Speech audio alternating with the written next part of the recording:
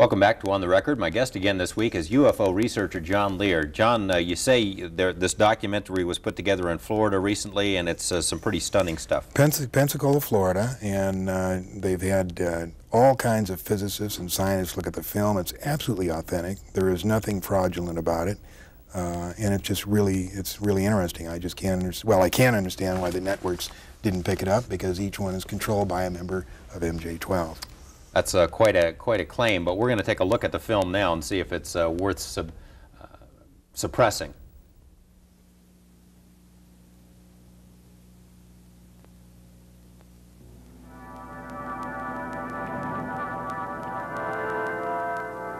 Things were very normal around the house. Just a normal evening. My wife says she's got to run to the store. Anyway, I'm sitting at my desk. Out the window I noticed something, a glow. I got up and walked around outside and looked. It just didn't look like a helicopter or an airplane. I realized that it was not something normal.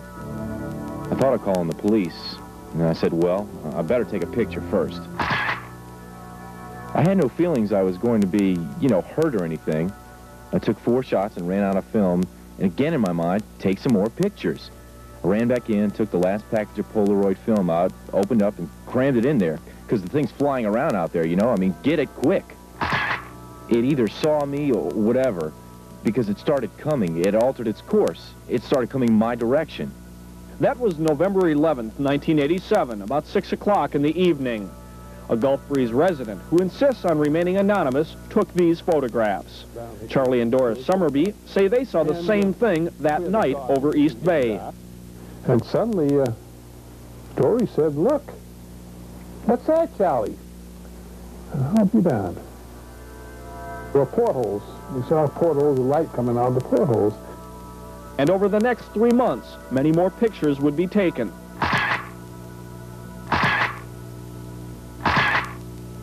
By different people.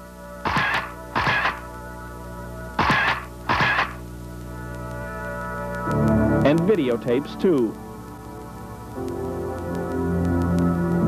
And I feel that there's absolutely no sign of a hoax, that the photographs are genuine, that the witnesses are telling the truth, and that this presents probably the best, without any doubt, the best photographic evidence in 40 years of UFO investigations.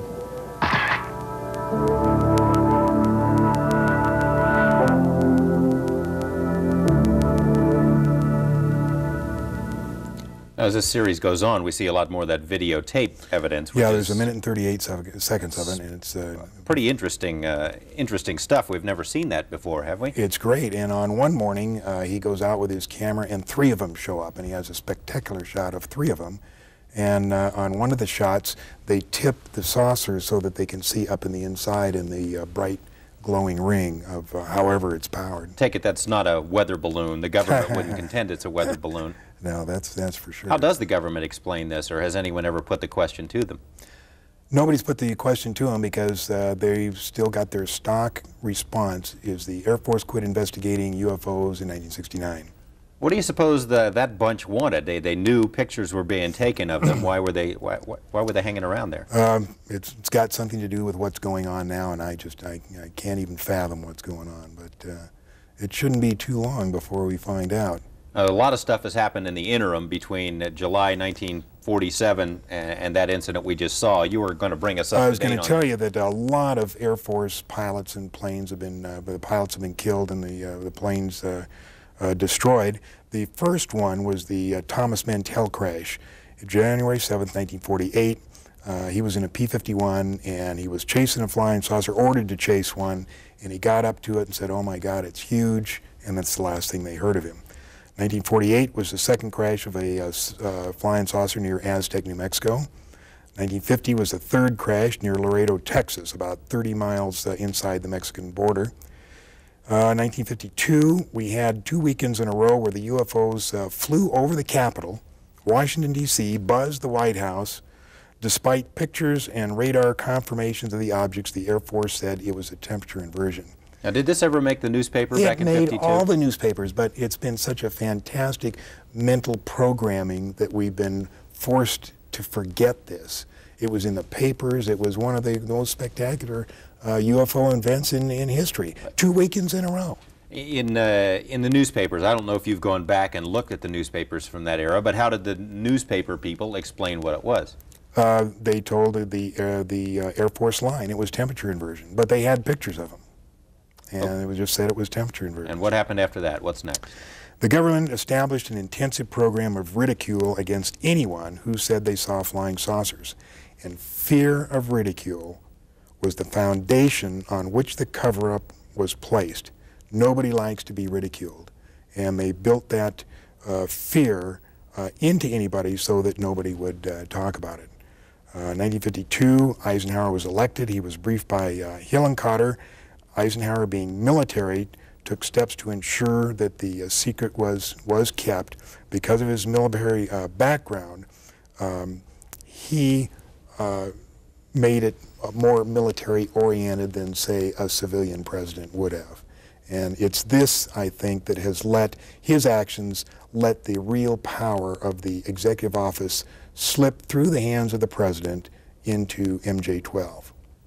And we've got a copy of, I think, outside of that document where Eisenhower is briefed in that. He was briefed, and he set it up. And interesting thing, in late '53 or early '54, Eisenhower witnessed an alien demonstration of technology and power at Muroc Dry Lake, which is now called Edwards Air Force Base. How do you know that? How did you get that? We have witnesses who were there. Who say the president was there seeing? The president was there. There's an English guy. He passed away. He either passed away just recently, but before he did, he was the last living person who was present at that meeting. And he said that Eisenhower told the aliens that the world was not ready for him. And nothing happened until the first part of the 60s. Several more crashed in the 50s. In 1960, Kennedy was elected. Eisenhower was the last president to have a full briefing on the alien problem. There was a disdain of elected officials throughout the intelligence and military communities, and they just didn't like elected officials. So every president since then has not had high enough clearance to know the whole problem. Now they know there's aliens, they know we've recovered saucers, and they know that we're trying to get technology. But there are certain other things which probably only about 25 people on the face of this earth know.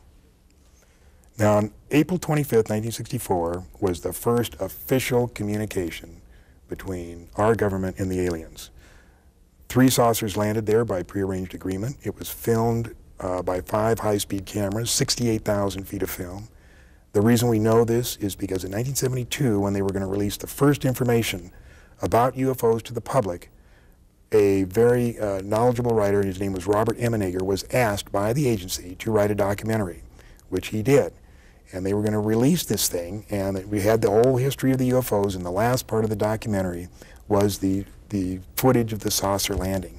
But in 1973, when they're ready to go, we had Watergate, and they were faced with 2 problems. Number 1 is they didn't think the public could handle 2 traumatic experiences at the same time, and number 2, they thought that the public would perceive this picture of aliens and spacecraft as a ploy by Nixon to divert the attention from Watergate. So they shelved it. The documentary actually came out. It was narrated by Rod Serling, but instead of the real footage, they had drawings of these flying saucer landing, and they said, Rod Serling says, let's consider an event that could possibly happen in the future or may have already happened.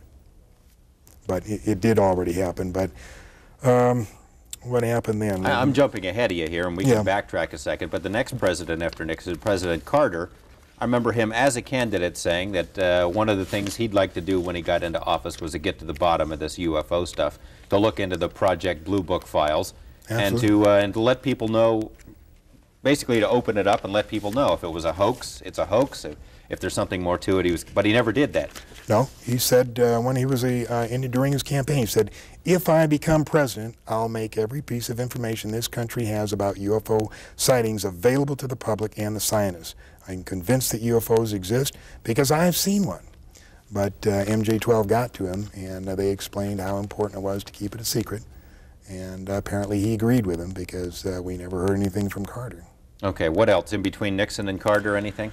The end of the 60s, when then I believe we made a deal, 1973, 1980, were cattle mutilations. 14,000 cattle mutilations all over Canada, United States, South America, and we believe that they used the parts of the cattle for food or genetic experiments. And there was a documentary made by Linda Moulton Howe called Strange Harvest. Okay, perhaps we can take a short break. When we come back, we can go to that because I think it's a little bit long. We'll be right back.